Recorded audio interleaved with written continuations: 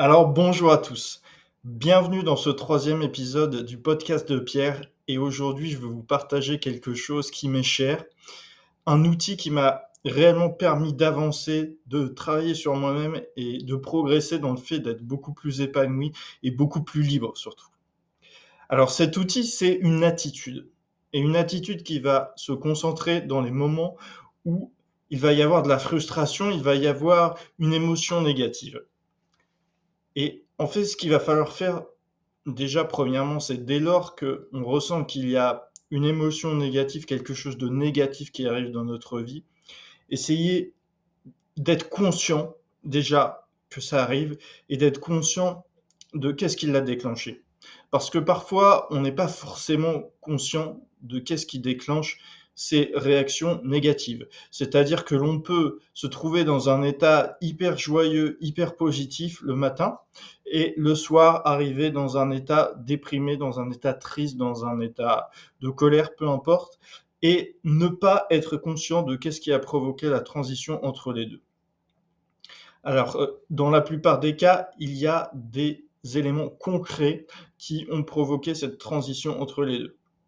Alors, ça peut être assez évident si quelque chose de négatif nous est arrivé, une situation négative est arrivée.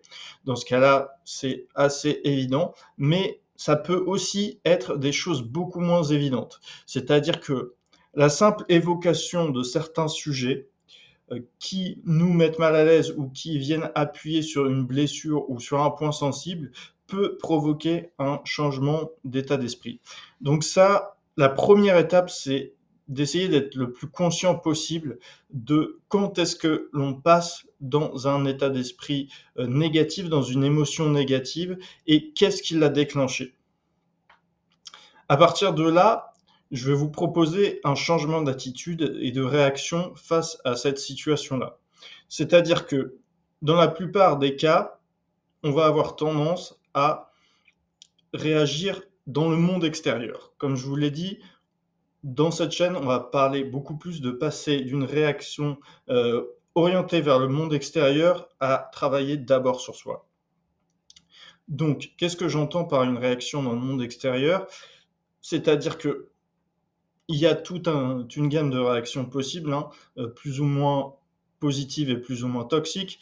Mais on peut constater, par exemple, une situation négative ou une situation qui ne nous convient pas dans le monde extérieur et passer dans la tristesse, dans le désespoir ou dans la colère. On peut, heu, voilà, se dire, heu, si c'est une personne, par exemple, qui nous a rejetés ou si c'est une personne qui nous a insultés ou que sais-je, tiens, bah, je vais me venger ou peut-être je vais prouver à cette personne qu'elle avait tort en, lui démontrant ma valeur, en évoluant et peut-être en démontrant ma valeur à ses yeux, ce qui est pour moi un comportement relativement toxique et qui ne va pas forcément apporter du positif. Alors je sais qu'il y en a qui valorisent cette attitude.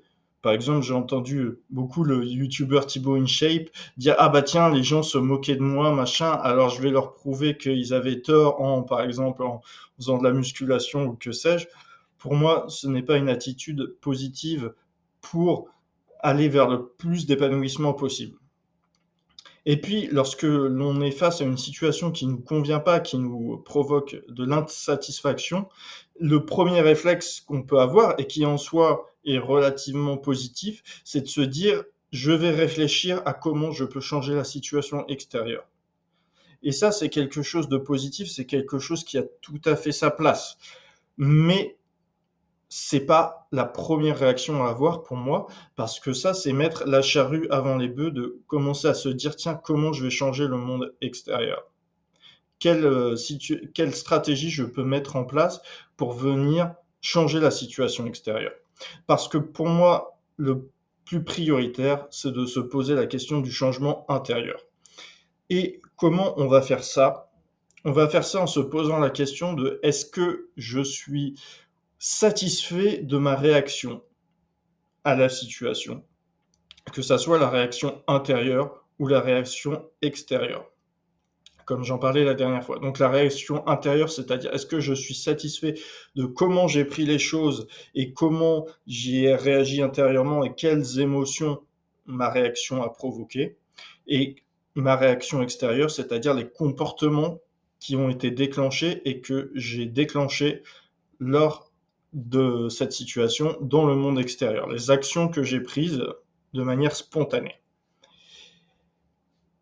Donc, on va essayer de se dire: «Tiens, est-ce que je suis satisfait de ma réaction intérieure?» C'est-à-dire que, par exemple, je on va prendre un exemple, s'il y a, un inconnu qui m'a insulté dans la rue, pourquoi pas, sans raison, que je ne connais absolument pas. Ça, c'est une situation, OK. Comment est-ce que j'ai réagi intérieurement? Est-ce que j'ai fait: «Mmh,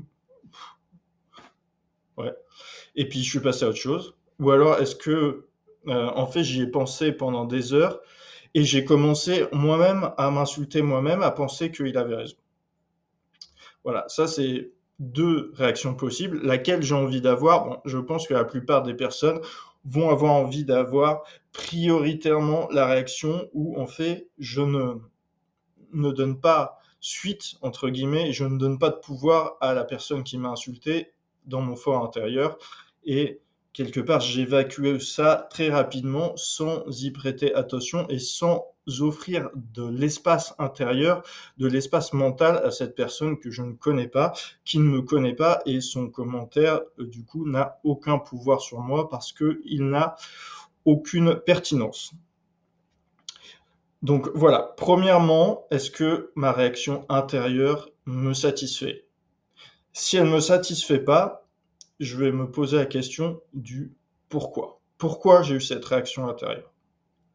Voilà, alors ça, c'est quelque chose qu'on pourra développer dans un prochain épisode du podcast. Une fois qu'on a repéré un comportement intérieur qui ne nous satisfait pas, comment on va essayer de travailler dessus et de l'analyser. Mais déjà, noter effectivement: «Tiens, j'ai ce comportement intérieur qui ne me satisfait pas et je veux évoluer là-dessus», et je vais pouvoir me poser la question du pourquoi, et on verra plus en détail la prochaine fois comment on peut essayer de travailler là-dessus.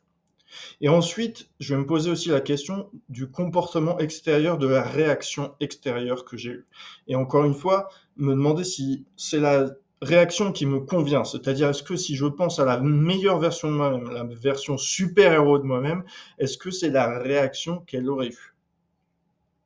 Et encore une fois, si ça n'est pas la réaction qu'elle aurait eue dans cette situation ou au cours de cette situation, et ben, je vais noter ça, je vais noter: «Tiens, j'ai eu telle réaction», et c'est pas forcément la réaction que j'ai eue. Alors, pour autant, lorsque l'on va noter ces différences entre la réaction que l'on aimerait avoir et celle qu'on a eue, il y a un piège à éviter, c'est qu'il faut le faire avec une grande bienveillance et avec un amour pour soi-même. Parce qu'il ne faut pas non plus tomber dans la culpabilisation, c'est-à-dire qu'il ne faut pas se culpabiliser pour avoir eu ces réactions, qui sont tout à fait normales, qui sont en fait la conséquence directe des schémas inconscients que l'on a en soi à l'heure actuelle, et il ne faut pas se culpabiliser là-dessus parce que ça n'est que rajouter un comportement quelque part qui ne qui est indésirable, en tous les cas qui est indésirable pour la plupart des gens, parce qu'au lieu de s'orienter vers un travail positif, on va rajouter des couches de négativité et de conflits intérieurs.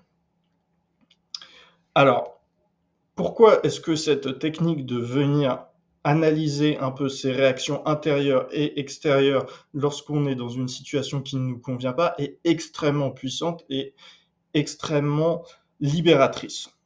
Tout simplement parce que il me semble qu'une grande partie du pouvoir que l'on a sur notre vie n'est pas forcément dans les choix conscients que l'on prend, mais dans la programmation ou dans la reprogrammation des schémas inconscients que l'on a.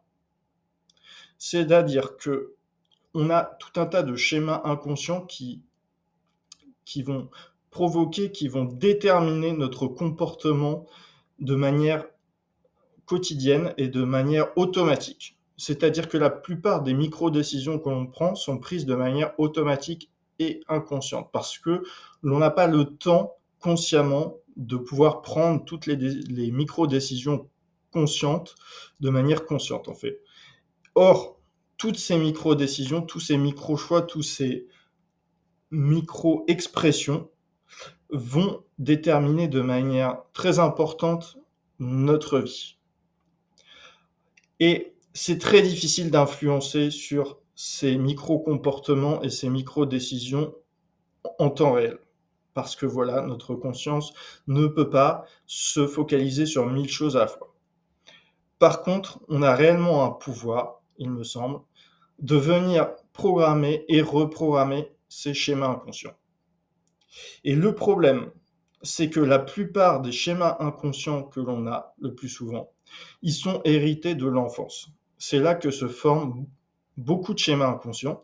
Et si l'on ne prend pas le temps et si l'on ne fait pas attention à venir reprogrammer ces schémas-là, à venir les questionner lorsqu'ils ne sont plus pertinents, eh bien, on est esclave en réalité de schémas inconscients qui sont nés lorsqu'on était enfant et lorsqu'on n'était pas réellement conscient, qu'on n'était pas capable de prendre les décisions de manière consciente et que l'on avait une vision du monde, une connaissance du monde extrêmement limitée et que l'on était dans une réalité tout autre en réalité, parce que la réalité de l'enfant n'est pas la réalité de l'adulte. Donc si l'on veut être libre et si l'on veut pouvoir avancer dans la vie, il faut passer par la remise en cause de ces schémas inconscients hérités de l'enfance, entre autres, hein, il peut y avoir aussi des schémas inconscients qui sont nés à l'âge adulte, peu importe. Il faut essayer de reprogrammer les schémas inconscients qui ne sont plus adaptés, qui ne correspondent plus à la réalité ou qui ne correspondent plus à nos objectifs actuels. Et cette méthode que je vous propose, elle est extrêmement puissante pour se rendre compte en réalité de quels schémas inconscients ne sont plus alignés avec la réalité ou avec mes objectifs actuels. Parce que la plupart des schémas inconscients que l'on a, eh ben, en fait, on n'en est même pas conscience de les avoir. Et comment on va pouvoir s'en rendre compte? Eh ben, on va pouvoir s'en rendre compte lorsque l'on se confronte à la réalité, on se rend compte qu'il y a un décalage entre nos réactions et ce qu'on aimerait qu'elles soient et ce qu'on voudrait qu'elles soient. Et là, c'est là que ça remonte à la surface de manière claire que l'on a des schémas inconscients à travailler et à reprogrammer. Voilà, c'est tout pour cet épisode du podcast. J'espère qu'il vous a plu, j'espère que vous avez senti un peu le côté puissant de cet outil et de cette attitude. J'aurai bien évidemment l'occasion d'en reparler plus en détail et de venir approfondir certains aspects. En attendant, voilà, n'hésitez pas à essayer d'intégrer cette, philosophie, cet outil dans votre vie et me dire en commentaire ce que ça apporte chez vous ou ce que ça n'apporte pas. En tous les cas, c'est tout pour ce podcast. J'espère qu'il vous a plu de nouveau. Abonnez-vous, ajoutez un like et je vous dis à la prochaine.